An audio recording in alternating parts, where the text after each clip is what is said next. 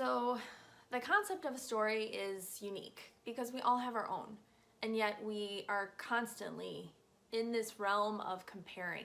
We're constantly comparing ourselves to people on social media. We're constantly comparing ourselves when we walk next to anyone. We're judging them, but really we should be turning that around and focusing inward, which isn't easy and a lot of the time scary and not in our comfort zone. But I have learned through quite a bit of self-growth that I was one of those people. I would constantly compare myself to those around me, and it really took an effect that was super negative in my life. I had to learn what I learned, and I wouldn't give it up for anything. But I am grateful for the differences and the uniqueness that I hold that no one else does. I'm Courtney Anderson. I'm an independent consultant with Arvon, and this is part of my story. My professional training was in the dental world. I have been a hygienist for the last 11 years, and 7 years before that, I was a surgical assistant in oral surgery. Dental was my life. I thought of it as a dream job when I was in high school. I decided to do dental hygiene. It gave me a lot of opportunities in my career path. I also wanted to progress into the educational realm of dental hygiene. Of course, alongside my job, life was happening, and there's always a significant point where people come to a time in their life that they feel a change is necessary. And I feel, I've noticed with so many people that significant point is different for everyone. I've got a few significances that did open my eyes to changing my life. The number one would be the sudden death of my brother in 2011. He was 29 years old, and he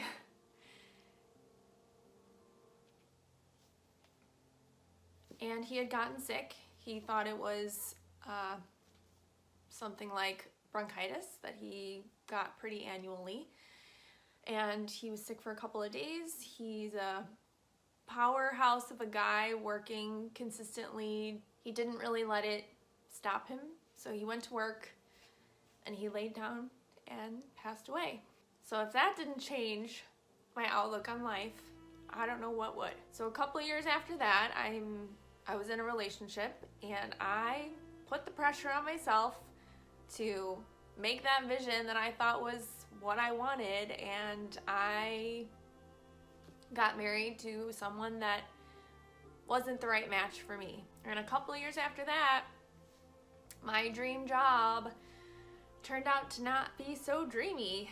I was allowing the stress to kind of take over. I was fed up with the poor communication in the practice I was in, and I just claimed that I was burning out, which I do feel that I was, but I know a lot of things now looking back.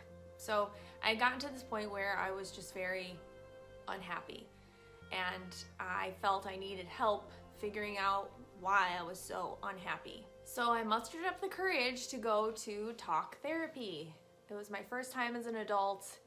I had gone when I was much younger, and that was a hard step, but I was lost and I needed some help. So I went in, and I was guided into discovering that I wasn't owning my life.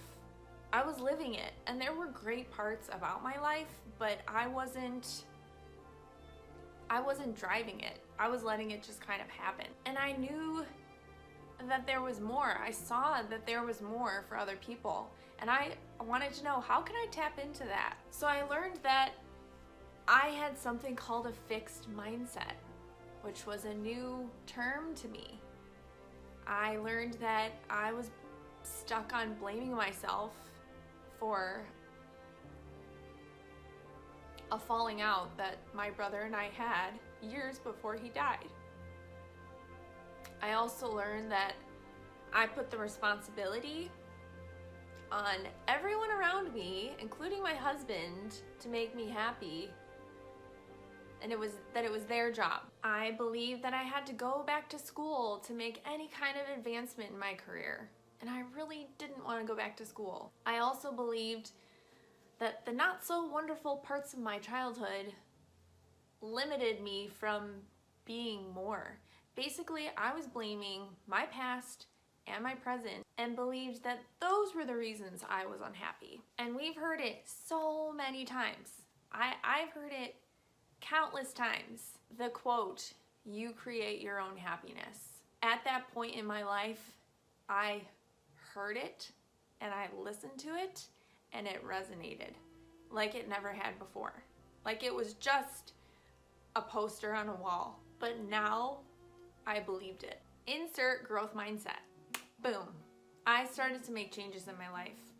I started to think of advancements in my career that I didn't have to go back to school for. I started to work on my marriage differently, and I discovered that I needed someone that matched the same growth that I had. I started reading and finding all these influencers on personal growth, which is interesting because I hadn't read a book since junior high. After my divorce completed and I did enough personal growth to figure out what I wanted to put into a relationship and what I wanted to get out of a relationship and what I expected of my partner, I started to date with a purpose. And then I met my amazing partner in life, Joseph, in July 2017. He was a business owner, he lived a healthy lifestyle, he was constantly pushing himself to learn more, looking for other sources of income. He researched everything, he was self-motivated. He listened to people like Tony Robbins and Grant Cardone, and honestly, I didn't even understand everything that he was doing, but I was so impressed and really inspired. I started to make advancements in my career. I got uncomfortable. I learned that if there isn't conflict, there's no growth. And getting uncomfortable is a conflict for me, especially when it comes to public speaking. But I wanted to teach, so I gave professional lectures a whirl. And after my 5th talk, I was ready to explore other options. I found a position in oral surgery office as a continuing education coordinator. I gave that a year and I worked really hard. And then those feelings of stress and frustration just fluttered back. I was blaming it on the management and lack of leadership. And let's be real, when a manager is negative, it pours down across the team. And we all know someone that's been in that negative spot. I was there. I exuded negativity. I knew people that avoided me, and I didn't even like who I was. I didn't feel that that was me. So I knew it. I had to stop blaming. I had to turn it around, Court. Go inward. What do you want? What did I want? So this one day, I was at my guy's house. I'm sitting on his couch, and I'm scrolling through Instagram, and I do one of these. Babe, I need more money to donate. And he comes walking up and like peers over the couch to see what I'm looking at. And I'm following my organizations. I'm a huge animal and environmental awareness person, so he comes over and he's like, "Let's start a business." I'm like, "Okay." He's like, "No, really, let's start a business. Let's support the animals and oceans that you are constantly giving your money to, and let's bring awareness to what you're passionate about." He said percentages of our proceeds will go to any organization that you want. I'm like, well, how do we do that? So we came up with a name, a domain, a logo, products that we wanted to sell, images that we wanted on those products. We started to put the website together, and I do not have tech background at all. I mean, I can figure things out simply by Googling, but when it comes to building a website, I know some people it's not that hard, but it was taking a lot of time from me, and I was still working my other job, and I didn't have the money that I wanted to make the site as I wanted it, so I was just frustrated. Excited, but frustrated. So I go over to my girlfriend's house, my girlfriend Jenny, and we're having some wine, doing a little celebrating because she just finished her chemo. Yeah, wine after chemo. But she had a long road. She was diagnosed with cancer, then went through a divorce, double mastectomy, hysterectomy, chemo multiple times, radiation, reconstruction. It was a long road. So we're having a glass of wine, just connecting. I'm telling her about my excitement and my frustration, and she's like, well, people on my cancer team have told me to clean up my products and clean up my food, and I found this company that has a really strict ingredient policy, completely non-toxic, and there's a business opportunity behind it. And I'm like, what? I was confused. I just told her about this business that I just started, and she's telling me about another business opportunity. But she kept going. She's like, honestly, this brand is all you. And I'm like, what brand? She's like, Arbonne. I'm like, oh, I've heard of Arbonne. She goes, oh, well then you know. And I'm like, actually, I don't know anything about it. I've heard of it, but I don't really know much. And so she went on to tell me it's cruelty-free, it's plant-based, it's got nutrition, supplements, everyday use of different products, shampoo, conditioner, toothpaste, deodorant, body wash, hand soap, skincare, makeup, on and on and on. And I'm like, okay, I'm still kind of lost. She's like, well, they have stricter ingredient policies than America. I'm like, well, what do you mean? Well, the European Union is one of the strictest governing bodies in the world, which I didn't know. But they care that much about their people that they remove almost 1,400 toxic ingredients from the products that their people use.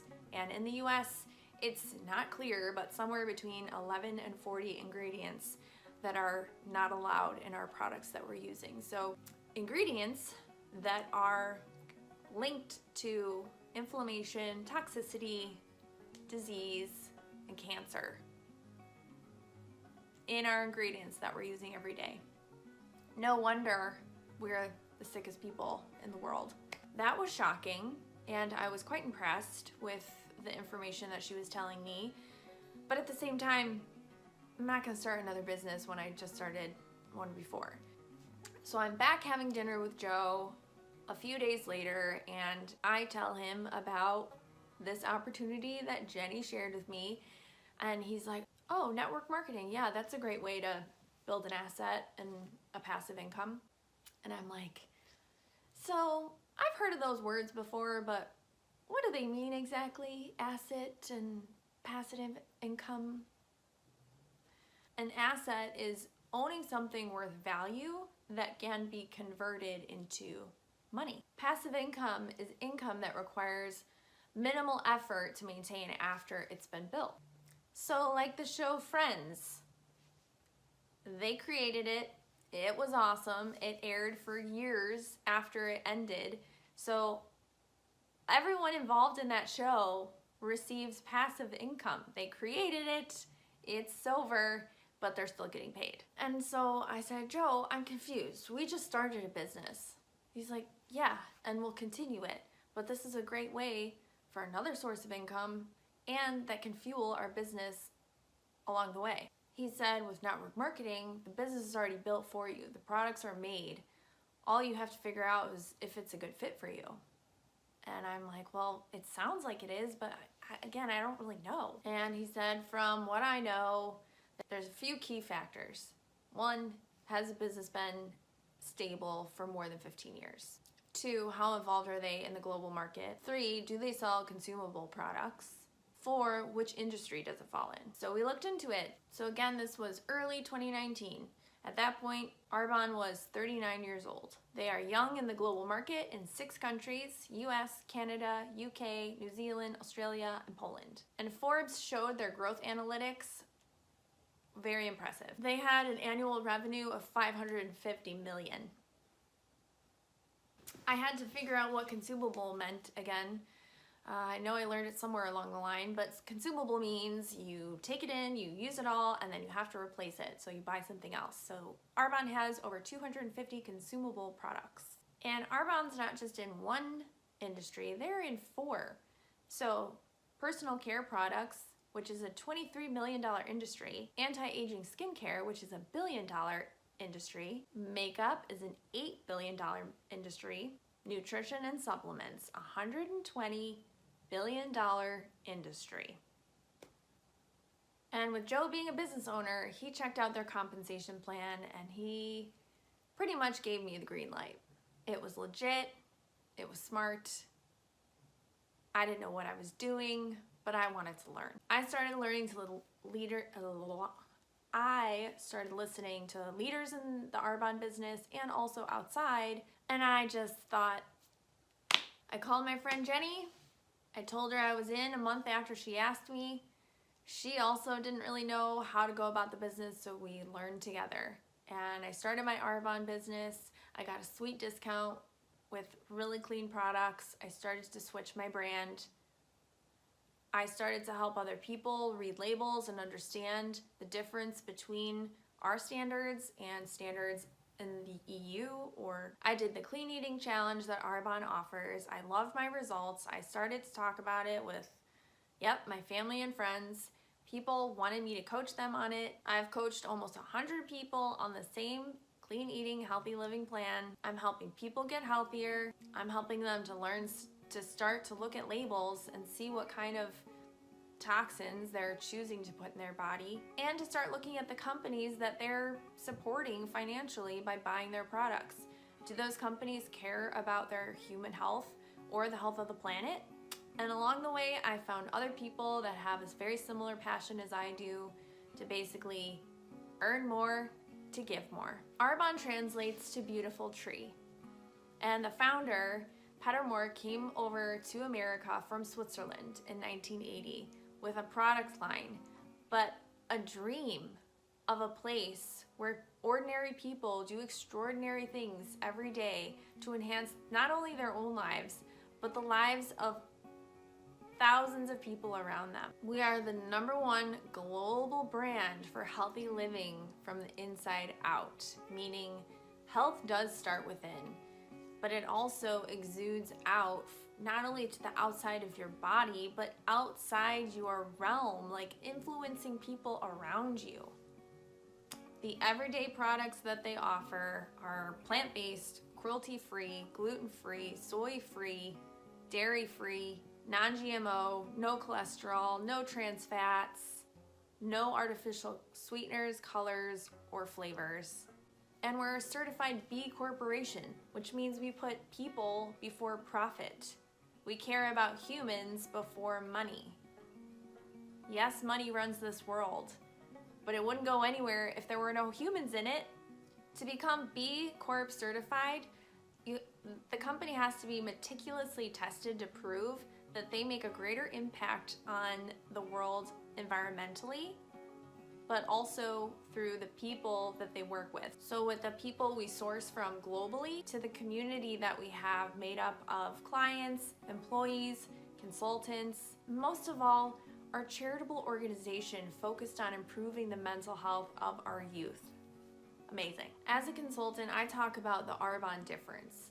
Like I said, we follow the standards of the European Union that go far beyond the FDA standards, but we even exceed the EU standards and have over 2,000 ingredients that are linked to inflammation, toxicity, disease, and cancer that we do not allow in any of our products. And the products are tested to verify that they are pure, do not have those chemicals within them, and are also dermatologically tested to prove that they truly work. The company has been plant-based and cruelty-free since the beginning.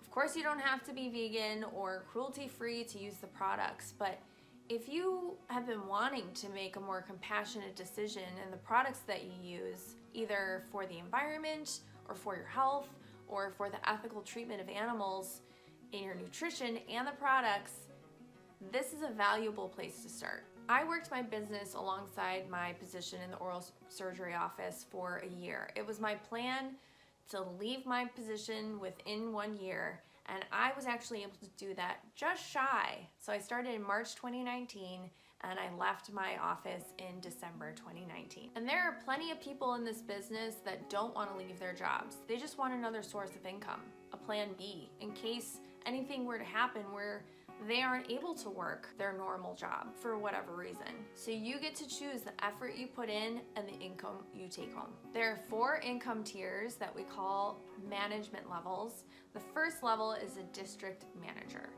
And the average monthly income for a district manager is anywhere between $200 and $1,500.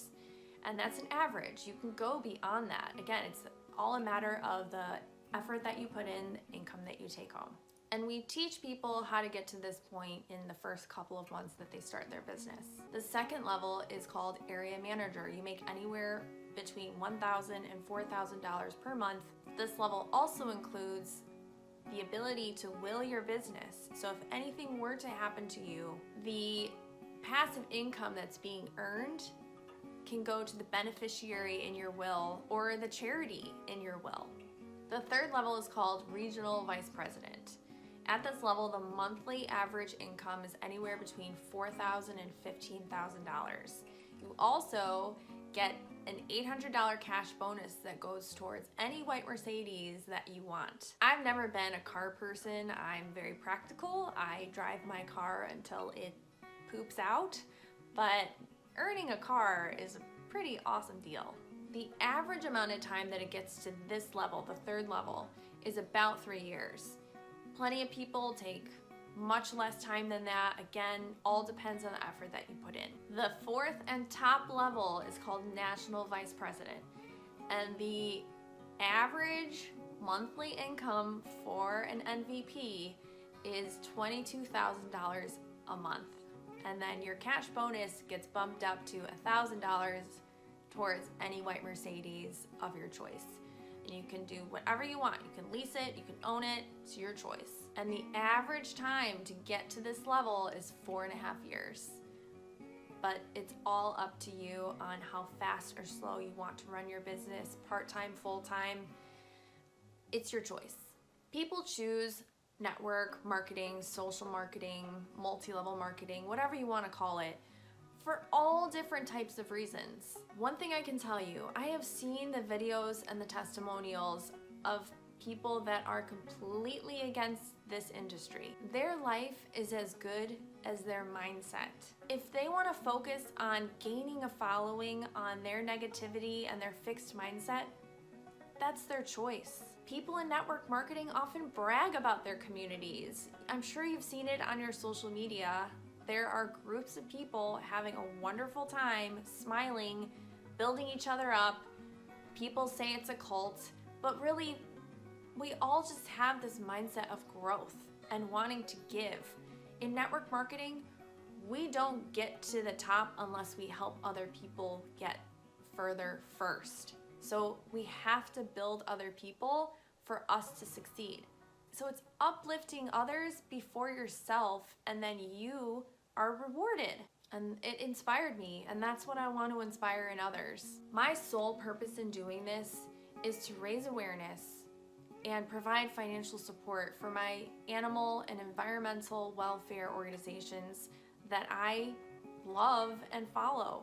And just to name a few, there's Rancho Relaxo in New Jersey, Twist of Fate Farm in Pennsylvania, Aaron's Farm in Indiana, and Environmental Defenders in Illinois.